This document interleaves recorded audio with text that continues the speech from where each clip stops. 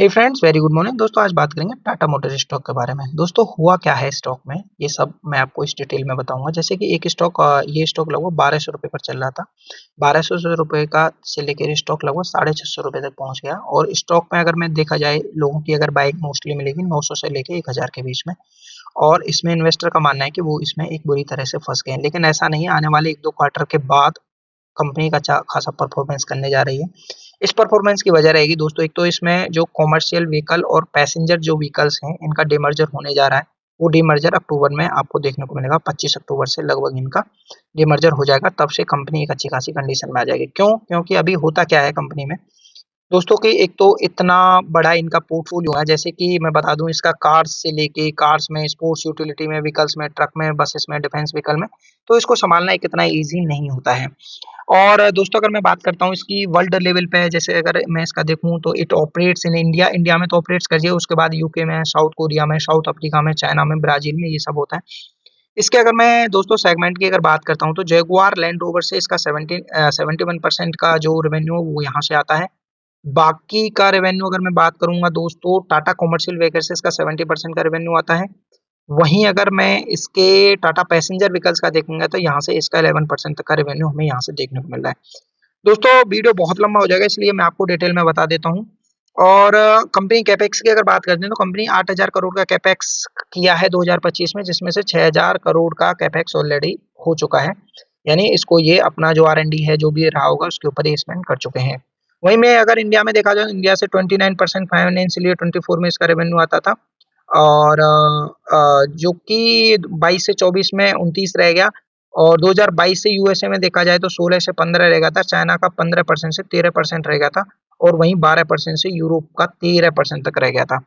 इसके पीछे की कुछ वजह बताऊंगा कि दोस्तों क्या है। यूएसए ने टैरिफ लगा दिए थे, टैरिफ की वजह से ये देखने को मिला। ऐसे ही चाइना ने क्या किया कि चाइना ने जो लग्जरी व्हीकल होते थे उस पर 10% तक का अपना जो टैक्स था उसको बढ़ा दिया था। उसकी वजह से हमें इसमें भी एक अच्छी खासी गिरावट देखने को मिली थी। वहीं अगर मैं चाइना की बात करता हूं तो चाइना से अभी 27.5% तक का इसका एक टैरिफ है वो लगता है। और इनका एक न्यूज के हिसाब से अगर देखें तो ये वाला जो टैरिफ है केवल 10% रह जाएगा। उससे आने वाले समय में जो लग्जरी गाड़ी जो हम अपना यूएसए में अपना सेल कर रहे हैं, उससे हमें एक अच्छा खासा एक उछाल हमें देखने को मिलेगा। और दोस्तों अगर मैं इसकी बात करता हूँ, जैसे वैल्यूएशन की अगर बात करते हैं तो दोस्तों अभी पी का तो मैं कुछ बता नहीं सकता, क्योंकि पी का कुछ कंफर्म ही नहीं है। क्योंकि इतने बड़े लेवल से मोस्टली अगर इसका रेवेन्यू देखा जाए तो, क्योंकि वो ये जो लैंड रोवर है, इसकी जगुआर लैंड रोवर है, इससे आता है। और इसकी वजह से ही कभी पी कम देखने को मिलता है, क्योंकि इसके ना तो ऑपरेटिंग मार्जिन सही से बन पा रहे हैं, ना ही नेट प्रॉफिट में एक अच्छी कंसिस्टेंसी हमें दिखाई दे रही है। इसकी वजह से अभी हम पी को डिस्कस नहीं करेंगे। वहीं अगर मैं आरओई देखूं तो 20% का आरओई कंपनी आज भी है कंपनी के पास में। आरओई देखा जाए तो 28% तक का आरओई, मार्केट 2.5 लाख करोड़ की कंपनी भी है।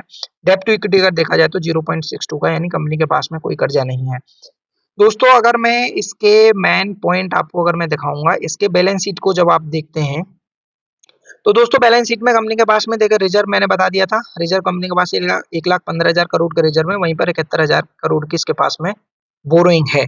और इस बोरोइंग में मैं आपको दिखा देता हूँ किस तरह की बोरोइंग है दोस्तों। अगर देखा जाए तो लॉन्ग टर्म की बोरोइंग इनके पास में 40,000 करोड़ की लॉन्ग टर्म की बोरोइंग है, जिसको यानी लॉन्ग टर्म बोरोइंग का मतलब 1 साल से ज्यादा जिसको टाइम लग सकता है बोरो करने में, वो होती है लॉन्ग टर्म बोरोइंग। और शॉर्ट टर्म बोरोइंग मतलब जिसको 1 साल के अंदर चुकाना ही चुकाना है, 22 करोड़। यानी आप मान सकते हैं केवल इनके पास में 40,000 करोड़ तक की इनके पास में एक बोरोइंग है। यहाँ से ये हमने एक अंदाजा लगाया है। और अगर मैं दोस्तों बात करूंगा इसके, एक सेकंड रुकिए। टाटा मोटर, टाटा मोटर ये रहा, ठीक है दोस्तों। अगर इसके देखेंगे क्या होता है जब किसी एक ही कंपनी से अच्छा खासा रेवेन्यू हमें जनरेट होने लगता है, तो वहां पर क्या है, जो नेट प्रॉफिट आप देख रहे हैं, देखिए यहाँ तो माइनस में चल रहा था नेट प्रॉफिट, लेकिन हुआ क्या कि यहाँ प्लस में आया और यहाँ सीधे 31,000 करोड़ पहुंच गए। यहाँ 28,000 करोड़, फिर 21,000 करोड़। क्या होता है कि इतने बड़ा, जैसे इनका जेएलआर से ही मेन जो बिजनेस है वो वहीं से ऑपरेट होता है, रेवेन्यू वहीं से आता है। तो इसकी वजह से हमें इसका जो नेट प्रॉफिट है उसमें कंसिस्टेंसी बिल्कुल नहीं दिखाई दे रही है। ऐसे ही आप मार्जिन देखेंगे, 7% मार्जिन, 9% मार्जिन, 9%, 13% और अभी 12% के मार्जिन है। कोई कंसिस्टेंसी आपको जब तक दिखाई नहीं देगी, जब तक कि ये वाली जो सेल है कॉमर्शियल से, पैसेंजर से, इलेक्ट्रिकल व्हीकल से एक इक्वली ना डिवाइड हो जाए। यानी अगर मानो आप कह सकते हैं जैसे जेएलआर है, जेएलआर से इसका रेवेन्यू अगर इतना अच्छा खासा आ रहा है तो आप एक चीज समझ के चलिएगा कि इतना अच्छा खासा बिजनेस आ रहा है तो हर क्वार्टरली उसमें इतने चेंजेस क्यों होते हैं? चेंजेस होने की वजह से है कि ये सारे बिजनेस जो कि हमारे जैसे कि यूएसए से हो रहे हैं, यूके से हो रहे हैं, वो वहाँ की पॉलिसियों पर डिपेंड करते हैं। जैसे ही उन्होंने टैरिफ लगाया, टैरिफ लगाने से तुरंत क्या होता है अपने पास में कि तुरंत वहाँ की जो सेल है, सेल डाउन हो जाती है, जो हमारा प्रॉफिट है वो थोड़ा तुरंत कम होने लगता है वहाँ पर हमारा। तो इसकी वजह से हमें ये सारे चेंजेस इसमें देखने को मिल सकते हैं। अभी दोस्तों मैं एक बड़ा पॉइंट जो है इस वीडियो में यहाँ पर ये कवर करने जा रहा हूँ, जैसे कि ये वाला है। यहाँ पर एक इनविको करके एक इनोवेशन है, बहुत बड़ी कंपनी है दोस्तों। जैसे एक सेकंड में आपको यहाँ पर दिखा देता हूँ, ठीक है? एक सेकंड, ये है इनवेको, ठीक है? इनवेको ग्रुप इन्होंने पूरी तरह से एक्विजिशन में इन्होंने कर लिया है उसका, लेकिन अभी ये लागू नहीं हुआ है, ये लागू हो जाएगा बाय अप्रैल 26 तक। इनका मानना ये है कि अप्रैल 2026 तक हम इसमें एक पूरी तरह से ट्रांजेक्शन इससे आने शुरू हो जाएंगे। और इसमें अगर आप देखेंगे तो दोस्तों इसका ट्रक का, बस का और पावर ट्रेन का फाइनेंशियल सर्विस एंड डिफेंस में है।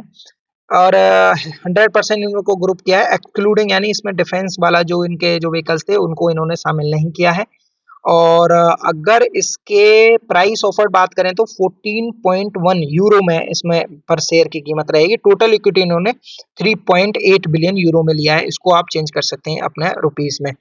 तो वहीं अगर मैं देखूंगा, एक सेकंड रुकिएगा, इसकी मैं आपको लीडरशिप दिखाता हूँ, लीडरशिप क्या है।